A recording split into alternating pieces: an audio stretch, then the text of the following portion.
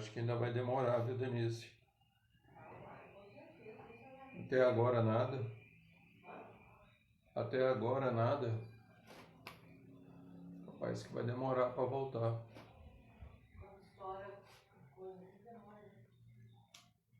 É.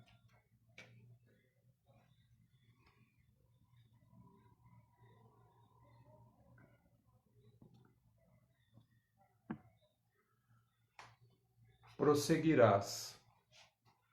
Atende ao bem, conquanto as dificuldades que encontres para isso. Nos dias tumultuados do mundo, quando tudo te pareça agitação e desarmonia, centraliza-te na fé e age construindo o melhor a teu alcance. Não te impressiones se a chegada de colaboradores se te afigura tardia. Determinados amigos que aguardavas se viram impedidos de corresponder-te à expectativa ante a perturbação de pessoas amadas. Outros recearam a extensão do desequilíbrio nas comunidades a que deviam servir e se afastaram da cooperação que se propunham a efetuar. Muitos observaram que a empreitada lhes exigia tribulações e problemas e escolheram permanecer no abrigo doméstico. Alguns outros que te prometeram concurso fraterno acreditaram no pessimismo que sempre admite o pior, ainda mesmo quando se veja na mira das mais altas vantagens terrestres, e se te distanciaram da senda, reportando-se à imaginária possibilidade de se defrontarem com empeços e sofrimentos. Outros muitos ainda, depois de te hipotecarem solidariedade, refletiram nas responsabilidades do serviço a fazer e tomaram outro rumo, crendo que seria ilusão agir no exercício do bem quando tantos males infestam o mundo. Apesar de todos os obstáculos, serve e espera. Os companheiros chegarão, porque a providência divina jamais nos abandona. Por isso mesmo prosseguirás na tarefa a que te impuseste, compreendendo e edificando sem reclamar, mesmo que as dificuldades te surjam por barreiras quase insuperáveis. Não te interrompas e continua servindo para o bem. Quando a noite se adensa no caminho, envolvendo todos os ângulos do espaço, uma vela acesa tem o esplendor de uma estrela que descesse do céu para varrer na terra a força negativa da escuridão. Emmanuel, do livro Amigo, psicografia de Francisco Cândido Xavier. Olá, meus amigos, muito bom dia. Estamos chegando hoje, quinta-feira, dia 16 do mês de dezembro do ano de 2021. Agradecemos a Deus Pai pela oportunidade de nos encontrarmos todos aqui, graças a Deus com saúde, para darmos continuidade aos nossos cultos do Evangelho segundo o Espiritismo Online, através das páginas do Facebook do Grupo Espírita Libertação de Trindade, Goiás. Rogamos a Jesus que possa envolvê-los, abençoá-los e fortalecê-los, onde quer que cada um de vocês estiverem, que Jesus esteja convosco, que o Senhor os guarde e os abençoe.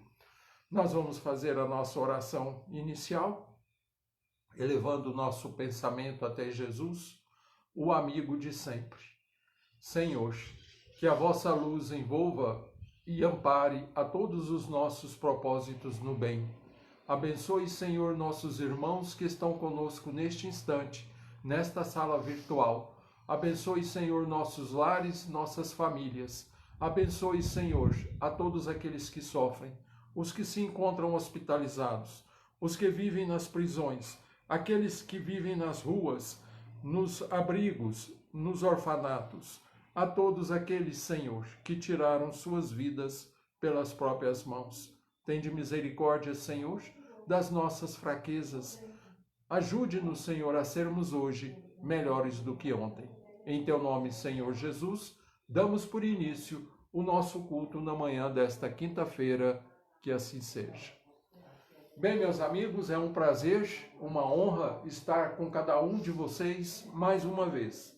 Espero que todos tenhamos uma quinta de muita paz, de muita luz, né, em nossos corações. Eu abri o Evangelho segundo o Espiritismo ao acaso, né, como venho fazendo nos últimos dias, e abrimos no capítulo 6º, o Cristo Consolador, né? Este é o capítulo mais curto de todo o Evangelho segundo o Espiritismo, mas, aí é na minha modesta opinião, é o mais belo de todos os capítulos do Evangelho segundo o Espiritismo, porque aqui ele veio falar, né, Kardec pinça, né, aquela passagem que o Senhor disse: "O vinde a mim, todos vós que estáis cansados e sobrecarregados, e eu vos aliviarei. Tomai sobre vós o meu jugo e aprendei comigo, que sou manso e humilde de coração, e encontrareis repouso para as vossas almas." Então é aquela parte, né, do Evangelho segundo o Espiritismo, onde o Senhor é apresentado como o divino consolador, né, como aquele que veio trazer esperança, como aquele que veio trazer um raio de luz a todos os que padecem de sofrimento. E quem não passa pela dor, quem não passa pelo sofrimento, né, caminhando pelo vale escuro das provações e das expiações, como acontece com todos nós, não é mesmo? Então vamos lá. Na parte das instruções dos Espíritos, Allan Kardec coloca no item número 5, né, Advento do Espírito da Verdade, uma mensagem que foi recebida em Paris em 1860, né? O Espírito assinou Espírito Verdade. Alguns companheiros, alguns estudiosos da doutrina afirmam que essas mensagens que se encontram no Evangelho segundo o Espiritismo com o pseudônimo de Espírito da Verdade ou Espírito de Verdade seria o próprio Jesus, né? E outros afirmam que seriam espíritos mensageiros ou enviados pelo próprio Cristo e que fazem parte, né, da sua legião de colaboradores, tá? Então, para nós pouco importa, né? O que importa é o conteúdo, né? É a mensagem em si, né? Então, aqui no item 5, esse Espírito da Verdade começa dizendo o seguinte, né? E aqui deixa-nos, né, a entender que seria o próprio Jesus falando, porque vejam só, venho como outrora, né, ou seja, ele está dizendo que veio da mesma forma que lá atrás, né, entre os filhos desgarrados de Israel, né? Então, naquela época, Jesus viera para resgatar os filhos transviados, né, do povo hebreu, de Israel, né? Mas agora Israel significa toda a humanidade, né? Israel é o mundo inteiro, não é apenas aquela localidade, aquela região ali da Galileia, da Palestina, por onde Jesus caminhou, certo? Então, venho como outrora entre os filhos desgarrados de Israel trazer a verdade e dissipar as trevas. Escutai-me, o Espiritismo, como outrora a minha palavra, vejam só, né? Dando-nos a entender que é Jesus, né? Como outrora a minha palavra deve lembrar os incrédulos que, acima deles, reina a verdade imutável, o Deus bom, o Deus grande, que faz germinar as plantas e que levanta as ondas. Eu revelei a doutrina divina e como um segador, né, como aquele que ceifa, né, aquele que colhe, né, liguei em feixes o bem esparso pela humanidade e disse: vinde a mim, todos vós que sofreis. Então é como se nós estivéssemos ouvindo, né, e lendo coisas que o Senhor houvera dito, né? E isso aqui foi recebido em 1860, né? Século XIX, ou seja, 1860 anos depois da crucificação. Então é como se Jesus estivesse retornando e dizendo, olha, assim como aconteceu lá atrás, eu volto novamente, venho novamente explicar a vocês, né?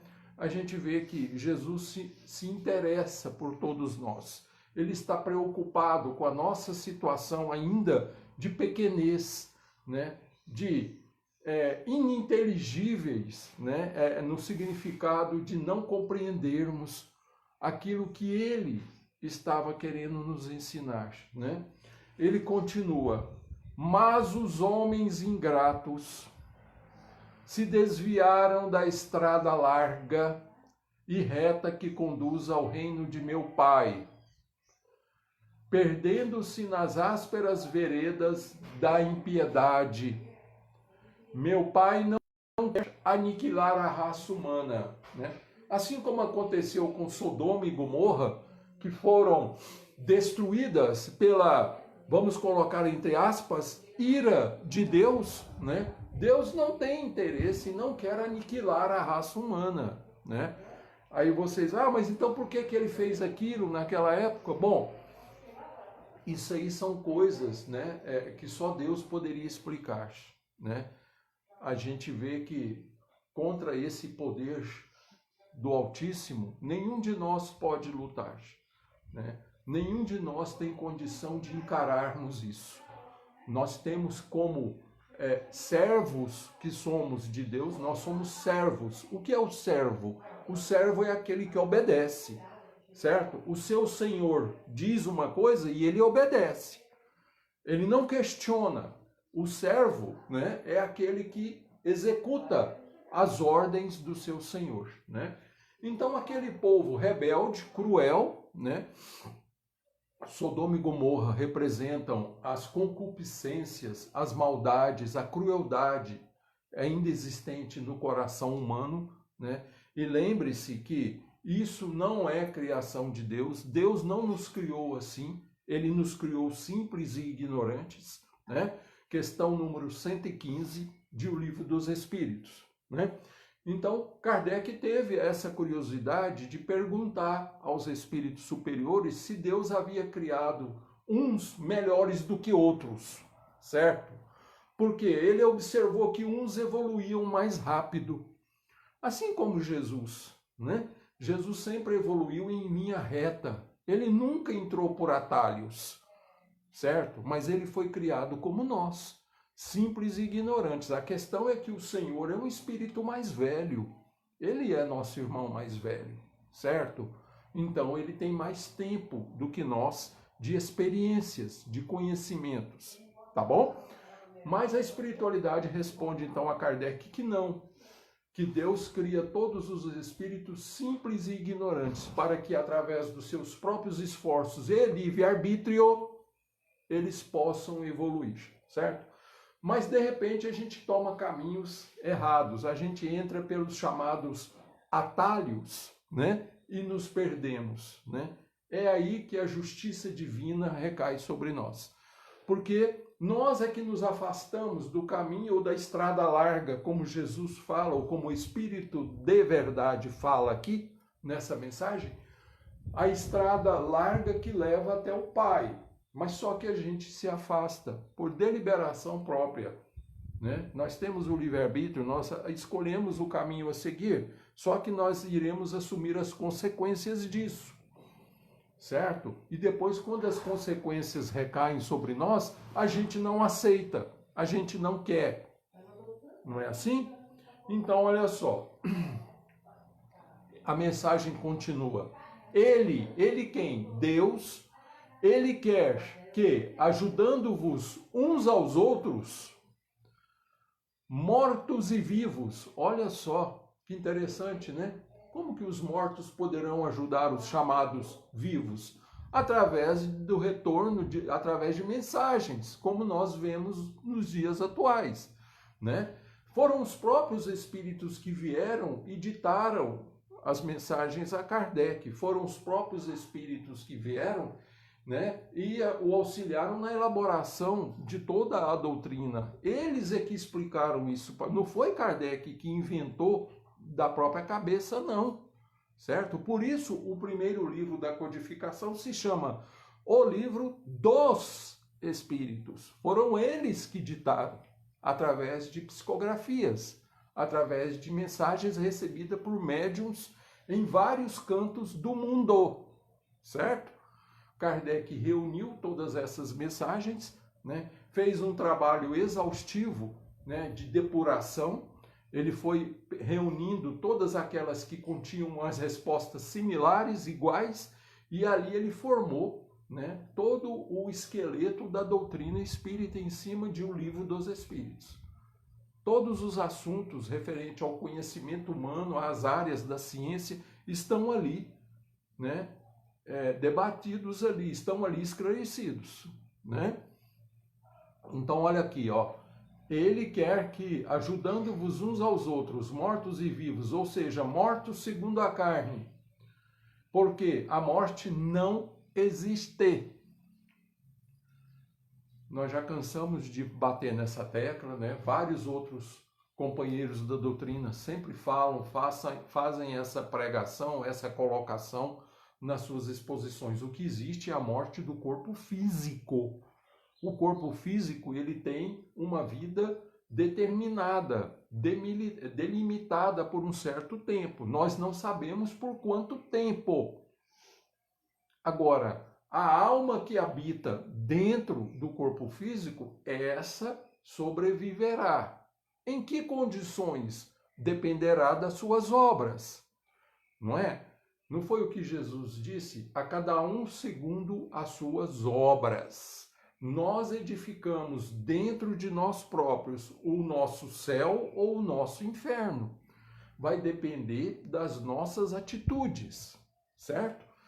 Então, olha só, mortos segundo a carne, porque a morte não existe. Sejais socorridos, e que não mais a voz dos profetas e dos apóstolos, mas a voz dos que se foram, faça-se ouvir para vos gritar: crede e orai, porque a morte é a ressurreição e a vida é a prova escolhida durante a qual vossas virtudes cultivadas devem crescer e desenvolver-se como o cedro. Cedro é uma madeira nobre, né? Uma madeira forte, né? Olha aqui. O que é isso aqui? É como se o Senhor retornasse, né? Descesse novamente dos céus, né? Assim como ele foi elevado, está lá no início de Atos dos Apóstolos, né?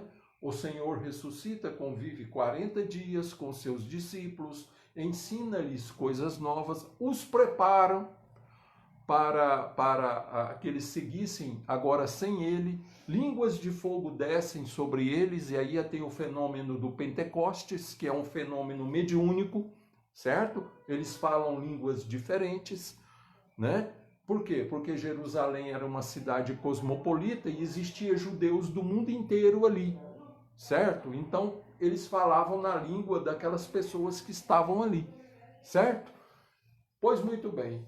Então, é como se o Senhor descesse novamente e falasse assim: olha, agora não tem mais a minha pessoa, não tem mais profetas, agora vocês vão ouvir a voz daqueles que se foram. E não foi o que aconteceu com o trabalho da codificação da doutrina? Não foi isso que Kardec teve curiosidade de pesquisar, né?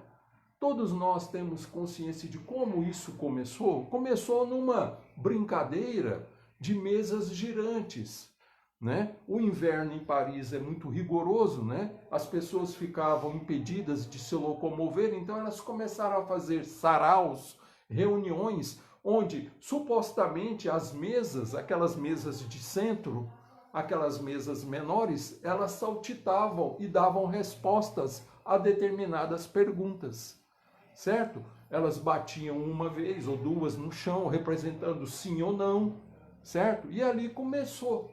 E um dia ele foi convidado a assistir uma dessas reuniões. Isso aconteceu em 1855, né? Portanto, 2 anos antes que surgisse a primeira publicação sobre espiritismo, né? Que foi o Livro dos Espíritos.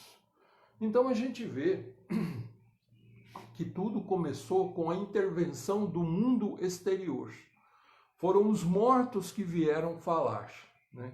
E a gente vê Jesus, ou o Espírito da Verdade, confirmando isso, né? Não mais a voz dos profetas, agora ouvireis a voz dos mortos.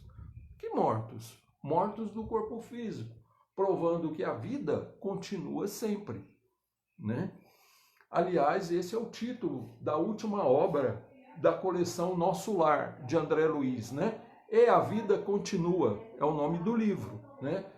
É uma história muito bacana, né? De 2 espíritos que se encontram aqui na Terra, eles desencarnam e se reencontram no mundo espiritual, né? E eles não têm essa noção de que já desencarnaram. Por quê? Eles olham, eles veem o corpo deles, eles sentem as mesmas coisas, né? Só que eles não sabiam que o que eles estavam vendo, na realidade, é o perispírito, né? É aquele corpo intermediário entre o corpo físico e o espírito, porque o espírito não tem forma. Ele é luz, ele é centelha, certo? É uma centelha, tá? Então aqui, nessa passagem do Evangelho, a gente vê, né, Kardec faz questão de colocar, ele coloca umas 3, 4 mensagens, né? Existe uma outra aqui mais para frente que é belíssima também, quando esse Espírito de Verdade diz assim: eu sou o divino jardineiro que cultivo vossas almas no silêncio dos vossos corações. Olha que coisa maravilhosa, olha que consolo, né? E Jesus tem também essa forma ou essa figura de um jardineiro. O que é o jardineiro? Ele cuida de coisas delicadas, de plantas, de flores, de matizes variados, de matizes delicados, não é mesmo? Então Jesus, ele forma, ele molda, né, o nosso ser, ele molda o nosso jeito, se nós permitirmos, né? Se nós permitirmos. Então ele é esse médico de todas as almas, o divino jardineiro, ele cultiva, né? Assim como ele afiançou aos seus discípulos: nenhuma das ovelhas que o Pai me confiou se perderá. Que ele, né, viera para resgatar a todos, né?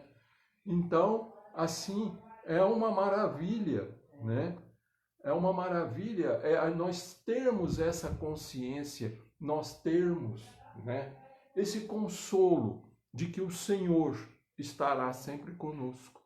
E que nos momentos mais difíceis, sejam eles quais forem, ou de enfermidades, ou de situação difícil, financeiramente falando, ou perda, entre aspas, perda de seres queridos, porque ninguém perde ninguém. Nós já tivemos oportunidade de falar isso nesta semana mesmo, né? O amor não se rompe com o desencarnar de um ente querido. O amor não é quebrado porque simplesmente nós nos afastamos fisicamente de alguém. Esse alguém estará sempre ligado a nós, né? Através do nosso pensamento, através da lembrança. Lembrar é invocar. Invocar é chamar, certo? Então, quando nós lembramos de uma pessoa com muita força, nós estamos chamando essa pessoa. Por isso a gente sempre diz para as pessoas: olha, o seu ente querido, o seu amigo, né, o seu companheiro ou companheira que se foi, lembre dele nos momentos felizes. Lembre-se dele ou dela quando vocês estavam felizes. Faça aquilo que vocês faziam juntos e que ele ou ela gostava. Continue assim, porque você irá auxiliar esse espírito, você irá ajudar esse espírito na sua readaptação no mundo espiritual. Certo? Porque nós passamos por um período de perturbação. Tanto quando nós reencarnamos, como quando nós retornamos à vida espiritual. A gente passa por esse período de transição que os espíritos chamam perturbação. E Kardec coloca isso no Livro dos Espíritos, né?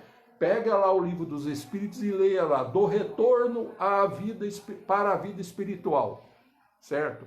Que vocês vão ver o que acontece com o espírito quando ele desencarna. Então, a gente ficar sofrendo, a gente ficar se lembrando ou sentindo dor, é normal. Agora, nós não podemos deixar que essa dor, né, vire uma obsessão em nós e a gente começa a prejudicar aquele espírito. Então, se for lembrar, lembre dos momentos felizes. Não lembra do que ele sofreu, de como que ele desencarnou, não fica chorando o tempo todo, né, sentindo a ausência. Valorize os momentos que você viveu com aquela pessoa. Valorize esse momento. É como se Jesus estivesse trabalhando no silêncio do nosso coração, né? Assim como está afiançado aqui e Kardec colocou, né? Então, se você tiver o Evangelho segundo o Espiritismo, vai lá, pega ele, abra no capítulo 6, o Cristo Consolador. Vai lá nas instruções dos Espíritos e leia as mensagens que estão lá com o nome Espírito da Verdade. Lê lá que você vai achar essa que eu estou me referindo, né? Quando o Senhor diz que Ele cultiva as nossas almas. Agora, a gente tem que acreditar e a gente tem que aceitar esse cultivo, certo? Porque o jardineiro fiel, tem horas que ele vai ter que podar a planta, não é? Tem horas que ele vai ter que cortar alguma coisa, ele vai ter que tirar uma parte que está meio adoentada, né? Ele limpa o jardim, ele trata as plantas. Então, de repente, a gente está passando apenas por uma poda, certo? Não é o fim, é apenas uma poda. E o que a poda representa? A poda representa o renascer com mais força daquela planta, certo? Quem mexe com jardim, quem gosta de mexer com planta, sabe o que eu estou dizendo. Todas as vezes que a gente poda uma planta, ela renasce com mais força, não é? Pois é.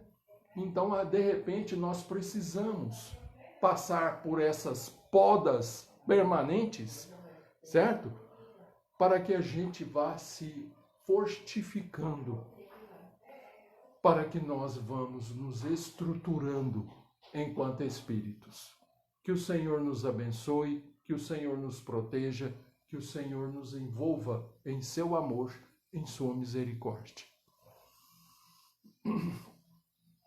Senhor Jesus, nós agradecemos, Senhor, por tudo que temos recebido e rogamos, Senhor, que a vossa luz, que a vossa paz envolva cada um de nós, envolva nossos lares, envolva os nossos caminhos. Abençoe, Senhor, a todos aqueles que estão conosco neste instante, nesta sala virtual. Que cada um possa estar recebendo um passe magnético nesse instante. Pedimos, Senhor Jesus, pela fluidificação da água. Pedimos, Senhor, por todos os que sofrem, por todos os que se liguem a nós, de alguma forma, onde quer que estiverem, que estejam em paz. Guarda-nos, Senhor, no seu amor, na sua misericórdia, e ajude-nos, Senhor, a sermos hoje melhores do que fomos ontem. Obrigado por mais esta oportunidade. Obrigado, Senhor, pelo nosso lar. Obrigado por tudo que temos recebido. Que assim seja. Amigos, muito obrigado, então. Eu desejo uma ótima quinta-feira a todos, tá? Que o Senhor os ampare, que o Senhor os abençoe, tá? Depois eu vou entrar lá e vou responder a cada um de vocês, tá? E nós estaremos de volta amanhã, neste mesmo horário, se Deus assim o permitir, tá? Que Jesus caminhe com cada um de vocês, que o Senhor esteja convosco. Tchau, tchau.